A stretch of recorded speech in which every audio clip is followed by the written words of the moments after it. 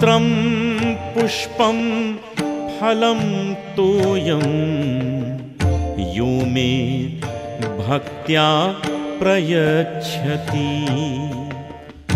तदहं भक्ति उपहृतम् अश्नामि प्रयतात्मना तदहं भक्ति उपहृतम् अश्नामि प्रयतात्मना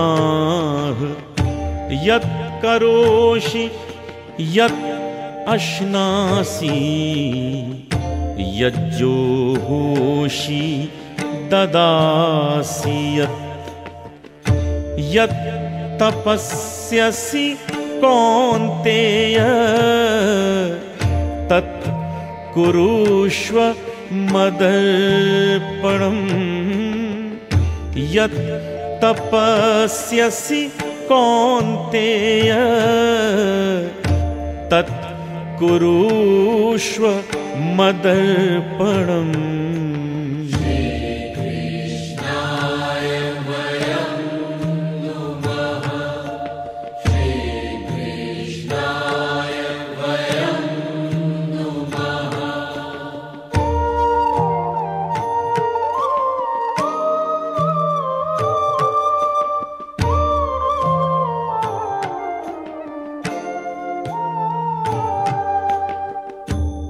हे कौंतेय, मैं तो भाव का भूखा हूं। प्रेम से मेरा भक्त मेरे लिए पत्र पुष्प फल जल जो कुछ भी अर्पण करता है, उस पवित्र प्रेम से भरे मन वाले भक्त का दिया हुआ एक पत्र भी मैं प्रीति सहित ग्रहण कर लेता हूं। हे अर्जुन, तू जो भी कर्म करता है, जो भी खाता है, हवन करता है या दान तप करता है, वो सभी मुझे अर्पण कर दे, क्योंकि ऐसा न करने पर भी वो मुझे ही प्राप्त होगा, किंतु तू मुक्त नहीं होगा।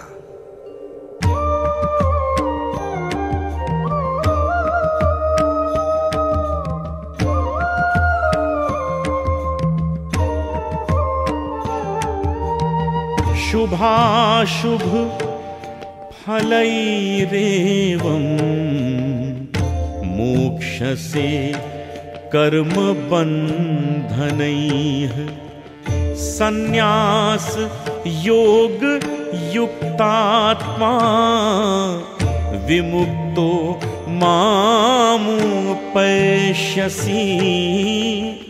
संन्यास योग युक्तात्मा विमुक्तो मामुपैष्यसि समोहं सर्वभूतेषु न मे द्वेष्योऽस्ति न प्रियः ये भजन्ति तु मां भक्त्या मयि ते तेषु चाप्यहम् ये भजन्ति तु मां भक्त्या मयि ते तेषु चाप्यहम्।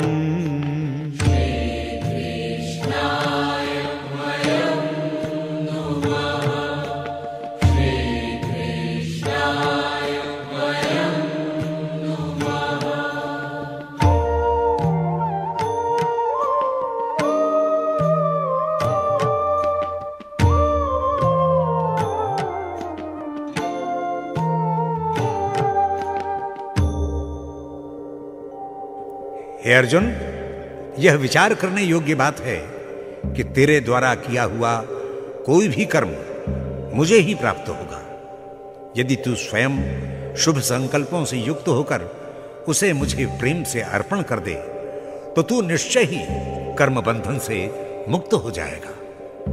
मैं सभी प्राणियों में समभाव से स्थित हूं। मेरा न कोई प्रिय है न अप्रिय, परंतु जो भक्त प्रेम में डूबकर मुझे भजते हैं वे मुझ में हैं और मैं सदा प्रत्यक्ष रूप से उनमें प्रकट हूं।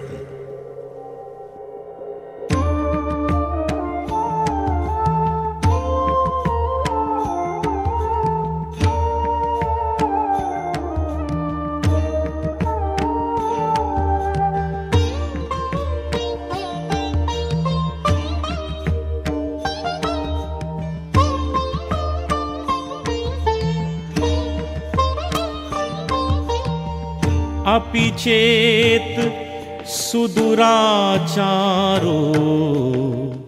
भजते माम अनन्यभाक् साधुरेव समन्तव्याः सम्यक् व्यवसितो हि सा साधुरेव समन्तव्याः सम्यक् व्यवसितो हि सा क्षिप्रं भवति धर्मात्मा शश्वच्छान्तिं निगच्छति कौन्तेय प्रतिजानीहि न मे भक्ता प्रणश्यति कौन्तेय प्रतिजानीहि न मे भक्ता प्रणश्यति।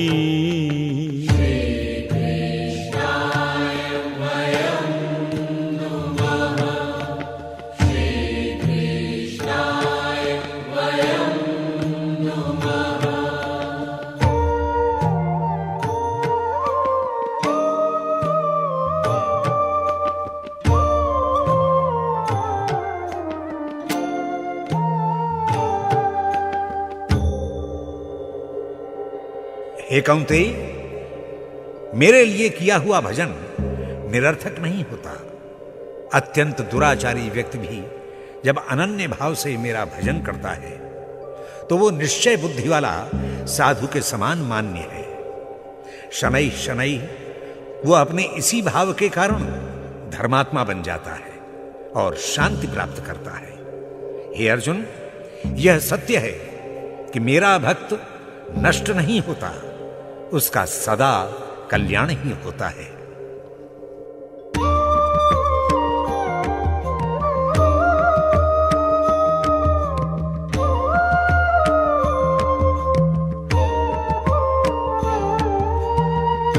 मां हि पार्थ व्यपाश्रित्य येऽपि स्युः पापयोनयः स्त्रियो वैश्यास तथा शूद्रास तेऽपि यान्ति परां गतिं स्त्रियो वैश्यास तथा शूद्रास तेऽपि यान्ति परां गतिं किं पुनर्ब्राह्मणाः पुण्या भक्ता राजर्षयः तथा अनित्यम् असुखं लोकम् इमं प्राप्य भजस्व माम् अनित्यम् असुखं लोकम् इमं प्राप्य भजस्व माम्।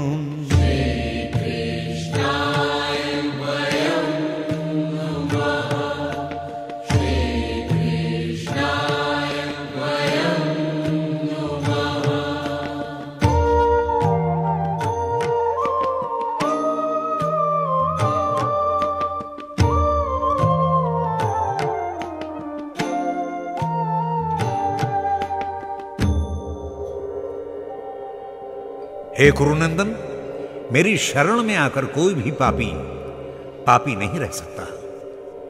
स्त्री, वैश्य, शूद्र तथा पाप योनि में उत्पन्न चांडाल आदि कोई भी यदि मेरी शरण में आता है तो उसको निश्चय ही परम गति प्राप्त होती है। फिर पुण्यशील ब्राह्मणों, राजर्षि अथवा मेरे भक्त तो सदा मेरी शरण में रहते हैं, उनको तो दिव्य गति प्राप्त होती ही है। इसलिए दुखों से भरे क्षणभंगुर शरीर से तू मेरा निरंतर भजन और चिंतन कर।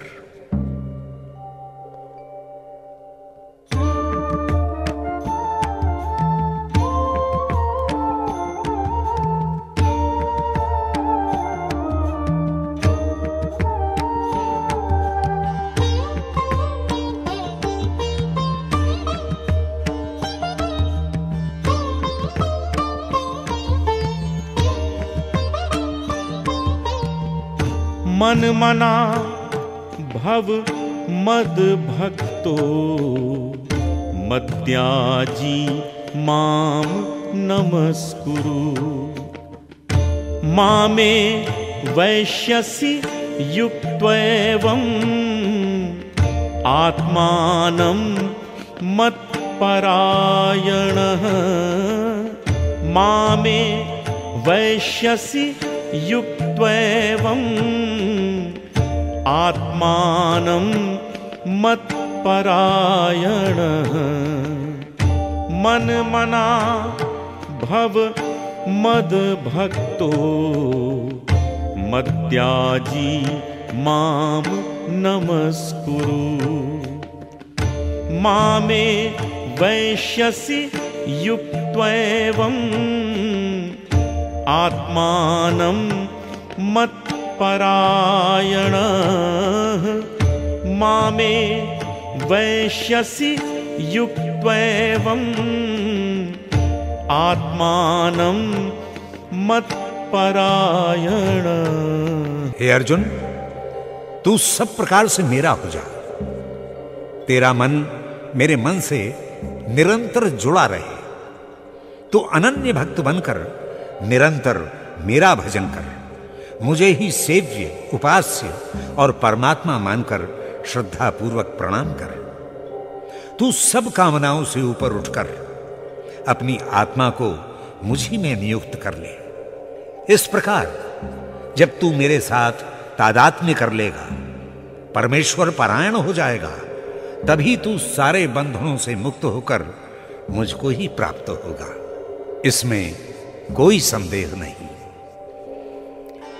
इति नवमोध्याय। मानव देह का प्रत्येक अंग भगवान के रचना कौशल का अद्भुत उदाहरण है, किंतु बिना भगवत प्रदत्त चेतना के ये जड़ देह यंत्र संचालित और सक्रिय नहीं होती।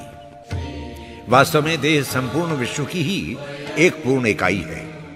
जैसे संपूर्ण विश्व प्रभु कृपा से अनुप्राणित होता है, वैसे ही यह शरीर भी। अतः साधक का कर्तव्य है कि वह इस तथ्य को समझे कि देह यंत्र जिसने बनाया है वह उसका है, वही अपनी ऊर्जा से इसे चलाता है।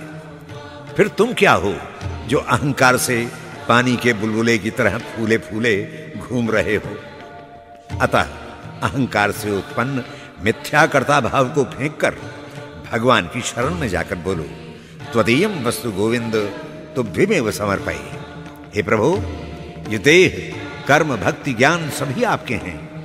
मैं आपको समर्पित करता हूं। इसी शरणागति और समर्पण भाव से राजयोग और राजविद्या का उदय होता है। इससे कर्मयोगी जीवन तो होता है और जीवन की कांटों भरी शैया पर खिले फूल सा सदा मुस्कुराता है, आनंदित होता है।